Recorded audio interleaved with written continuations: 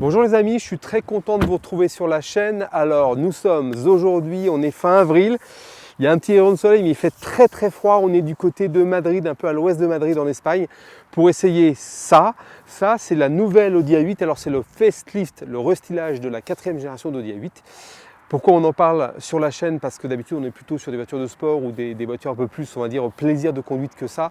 C'est parce que ça, c'est comme la vitrine technologique du constructeur d'Ingolstadt, comme la classe S pour Mercedes ou la série 7 pour BMW. Et c'est par ces voitures-là qu'arrivent plein de nouveautés, plein d'innovations. Donc on voulait vous faire un petit point, on va vous emmener faire un petit tour. J'espère qu'il n'y aura pas de neige, parce qu'il y en a eu hier, et qu'on pourra rouler normalement, faire quelques petites vidéos à l'intérieur. J'essaierai peut-être aussi de vous amener un petit peu à l'arrière, si c'est possible.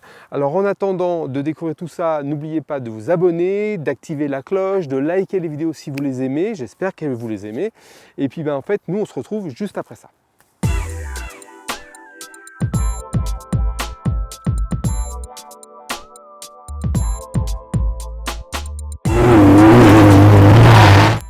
Alors l'Audi A8, c'est la 4e génération, c'est arrivé, c'est une voiture qui est arrivée fin des années 90. Aujourd'hui sur la planète Audi, on a vendu quasiment 600 000, je crois que c'est 588 500 exemplaires d'Audi A8 depuis le lancement, c'est en 1994. Ça c'est en fait le restylage de la 4e génération. Donc il n'y a pas grand chose de neuf, hein. Vous allez voir devant, il y a le bouclier qui a changé, les aérations, les feux qui sont, les phares avant qui sont maintenant Matrix LED. C'est assez exceptionnel ce que c'est capable de faire. Il y a, je crois qu'il y a une nouvelle teinte de carrosserie, une nouvelle jante et puis des nouveaux feux arrière. Pour l'extérieur, c'est tout. L'intérieur, je vais vous montrer ce qui change. Mais en fait, ce qu'il faut comprendre, c'est que cette voiture-là, c'est vraiment un laboratoire pour Audi.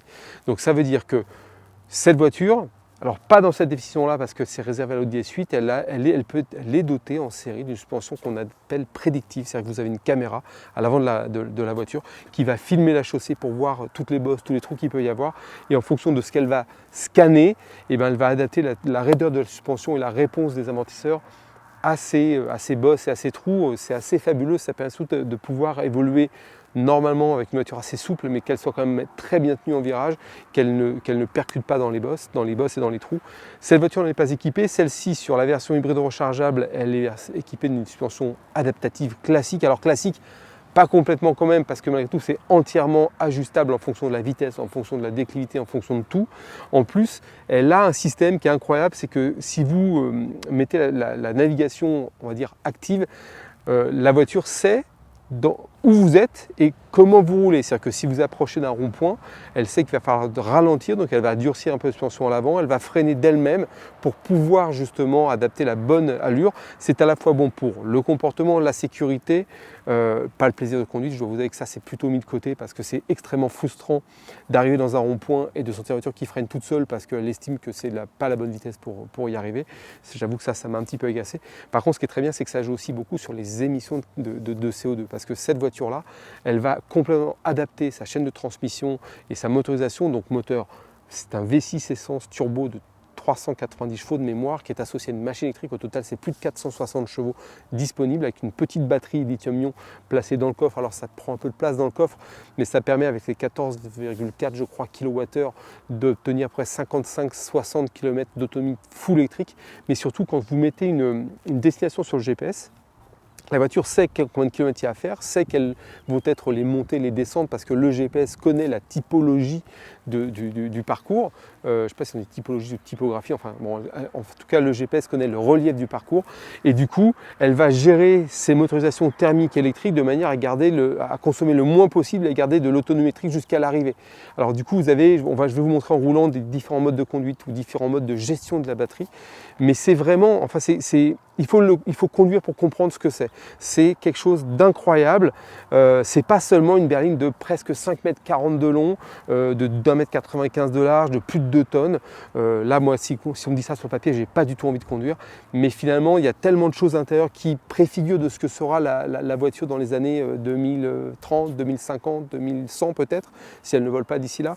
Qu'en fait, c'est toujours très bien de se plonger là-dedans. Donc, je vais vous emmener à l'intérieur.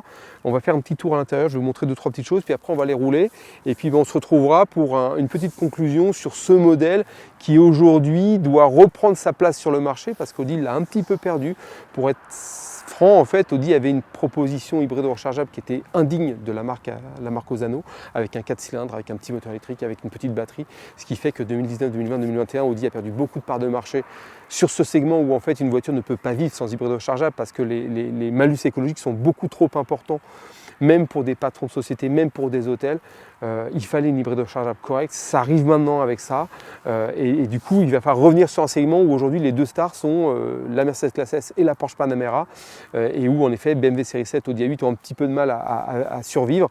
J'espère pour Audi que ça va fonctionner. En attendant, je vous emmène à l'intérieur. Donc quoi vous dire, les écrans sont juste sublimes, il y en a un ici avec différentes façons d'afficher les informations. On peut afficher tout ce qui est en rapport avec l'autonomie, mais on peut aussi afficher la navigation. La navigation, c'est incroyable. Là, je vais vous le montrer. Quand on affiche ça comme ça, c'est fabuleux, sachant qu'on a aussi un affichage tête haute juste au-dessus. On a encore un écran ici.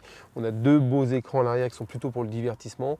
Tout est tactile évidemment, on peut tout programmer, je vous montrerai en roulant, les modes de conduite, les modes d'autonomie, parce qu'on peut faire différentes choses avec le système. Et puis sinon, que vous dire, on y est très bien dans cette A8. Je dirais pas que j'en ferai mon quotidien parce que c'est un peu trop gros et un peu trop grand pour moi. Mais on est pas mal, j'avoue que j'ai un peu hâte de rouler. Alors voilà, on est dans cette Audi A8. Alors là c'est un peu particulier parce que comme vous le voyez, il s'est mis à neiger. On a passé un col à 1900 mètres d'altitude. Je viens de mettre le désembuage à fond parce qu'en fait la buée s'était invitée dans la voiture. On ne voyait pas grand chose. Alors pour information, on n'est pas très loin de Madrid, donc plutôt l'Espagne du centre, voire du sud. Et c'est vrai que fin avril, avoir de la neige, c'est pas évident.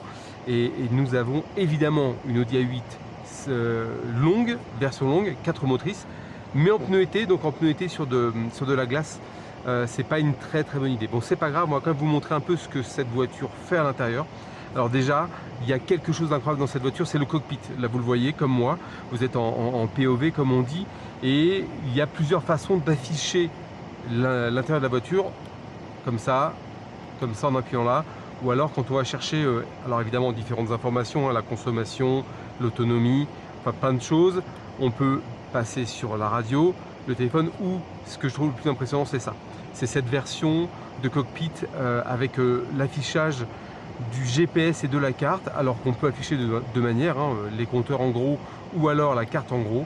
Je vous avoue que je trouve ça complètement incroyable. On l'a dans d'autres modèles Audi, mais ce qu'il faut jamais oublier, c'est qu'une A8, c'est une vitrine technologique. C'est-à-dire que l'A8 est à Audi, ce que la classe S est à Mercedes ou la série 7 à BMW. Donc c'est pour eux le moyen de montrer ce qu'ils savent faire, et on le retrouve évidemment dans la voiture, comme vous voyez là, avec cet affichage. Alors ce qu'on peut faire aussi sur cette A8, c'est la configurer. Alors bon, on peut aller chercher différentes choses en audio, en entertainment comme on dit, mais ça c'est assez simple. Mais je pensais plutôt à la voiture. Alors il y a le côté Audi Drive Select qui est la manière dont la voiture se comporte en direction, en transmission, en suspension. Alors soit on laisse en automatique comme là, on peut aller chercher le mode économie en efficiency. Donc elle va d'elle-même essayer de favoriser les modes qui consomment le moins, ou alors en individuel, ce que j'ai fait tout à l'heure. Donc là l'individuel, on vient dans le détail et on va pouvoir régler alors tout ce qui est chaîne de transmission, propulsion de manière sportive, équilibrée, économique, suspension, direction, pour se faire sa voiture comme on la désire. Ça c'est le Drive Select. Et après il y a quelque chose de très intéressant sur ce modèle spécifiquement, parce que ce modèle est un hybride rechargeable de la toute nouvelle génération, en tout cas pour la 8. C'est-à-dire que c'est plus un 4 cylindres, on va dire déshonorant, avec une petite batterie et de petites capacités 100% électriques. Maintenant c'est un V6 de 390 chevaux, associé à une batterie de 14 kWh de mémoire, rechargeable avec des superchargeurs, même si elle est limitée à 7 kW de puissance de recharge. On a à peu près 50-55 km d'autonomie en full électrique, mais on peut gérer ça de manière différente grâce à ces modes là. Donc on vient ici, on vient sur recharge et efficience, et on va dans le mode e-tron. Et donc là on est en auto hybride. Alors c'est ce qu'on appelle l'auto hybride actif, c'est-à-dire qu'on a mis une destination sur le GPS. La voiture sait combien de kilomètres on a à faire et elle va optimiser au maximum la propulsion thermique, la propulsion électrique, pour qu'il nous reste quasiment pas de batterie une fois arrivé à destination, mais qu'on ait consommé le moins possible durant tout notre trajet. Donc ça c'est quelque chose d'assez exceptionnel, c'est le mode actif. Mais après on peut aussi lui demander de conserver la charge batterie. Donc là on était tout à l'heure, alors je vais reprendre où j'en étais de mon autonomie. On avait une autonomie de 22 km en électrique. Donc en mettant le mode Battery Hold, là en fait la voiture va utiliser le moteur thermique pour se mouvoir, pour se déplacer, et l'électrique ne va quasiment pas être utilisé parce que le but est de conserver les 22 km d'autonomie pour l'arrivée. Et après on a carrément le mode batterie charge où là c'est très différent. Le moteur thermique va servir à la propulsion mais aussi à recharger la batterie. Donc on va la laisser un petit peu tourner comme ça et vous allez voir que des 22 km on va passer à 23, puis 24, puis sans doute 25 km. Ça permet quand on a besoin d'autonomie électrique à destination par exemple de recharger un peu sa batterie en roulant pour garder un petit peu plus d'autonomie 100% électrique pour arriver à destination si par exemple vous êtes dans une ville qui ne permet pas de la circulation en mode thermique. Donc ça, et bien voilà, c'est le mot de la fin. On est arrivé à la fin de notre périple. Donc on est parti de Madrid, on a fait à peu près 172 km je crois avec un petit détour. On est à la cité fortifiée d'Avila.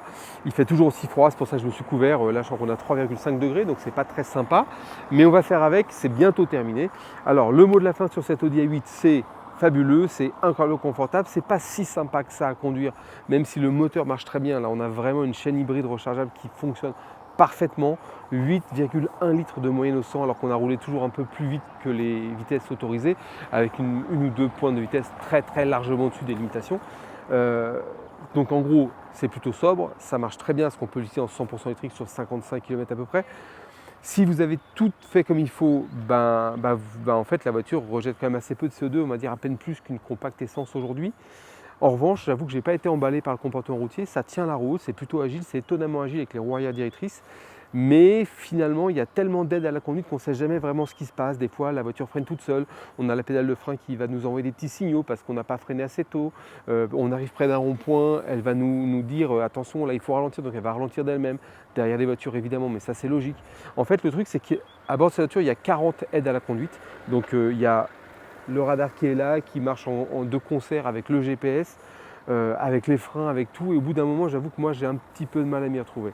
Après, il y a quelque chose dont on n'a pas parlé, parce qu'en fait, il n'a pas fait nuit, mais c'est ça, ce sont les phares Matrix LED. Ça, c'est de série maintenant sur l'Audi A8, sur cette version hybride rechargeable. Et ce sont des phares qui, quand ils se mettent en marche, en fait, vous êtes en plein phare tout le temps. Et les phares vont occulter une partie du faisceau lumineux quand on croise quelqu'un, quand on croise une voiture ou un cycliste.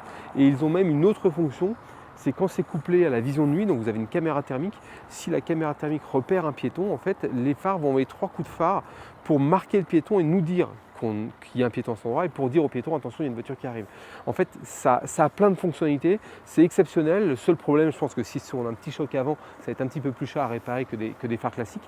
Mais en tout cas, c'est une des innovations de ce laboratoire roulant que je suis finalement bien content d'avoir essayé parce que ça faisait à peu près 2 ans que je n'avais pas conduit ce genre de voiture et finalement en 2 ans il se passe plein de choses parce qu'en fait il y a plein de nouveaux accessoires, plein de nouvelles ailes à la conduite, même si moi je n'en suis pas fan, malgré tout ça arrive là-dessus, ça s'est développé, c'est affiné et peut-être que dans 2-3 ans on aura certaines de ces aides parfaitement adaptées à la conduite de tout un chacun comme à la mienne et que finalement on sera tous contents. C'était donc l'Audi A8 hybride rechargeable 60 TFSI E avec son V6 turbo, sa machine électrique, sa batterie lithium-ion, ses 4 roues motrices, ses roues arrière directrices, enfin j'en passe. J'espère que ça vous a plu. On se retrouve sans doute très bientôt pour d'autres voitures qui sont sans doute un petit peu plus sportives que celle-ci. Et en tout cas, je vous dis à bientôt.